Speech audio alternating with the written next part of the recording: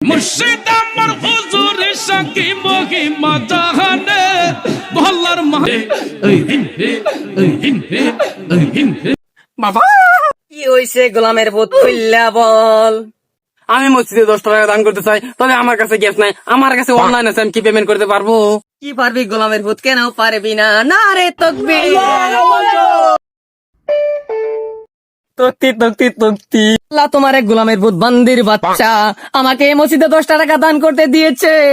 সেই টাকাটা যদি আমাকে আমার পকেটে ঢুকাই দিত, আমি বউ পোলা ভানলেও কক্সবাজারে ঘুরতাম, শপিং মলে পোলা ভানলে প্রেম করতাম বউ বাচ্চা নিয়ে। তোমার এই গোলামের ভূত বুঝলো না। বলেন মারে তকবীর। বলেন না রে তুকবে। আয় আল্লাহ তোমার এক বান্দির বাচ্চা নারে তকবীর বলেছে, তাকে তুমি যদি জান্নাতে নিয়ে থাকো এক লাত্তি মেরে জাহান্নামে নিয়ে দাও।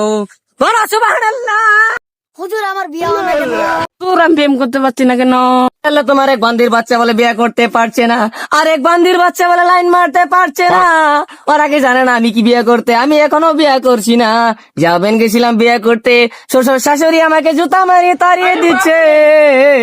হুজুর আমি না একটা খাসি দেবেন না বলে খাস করে তো করুন।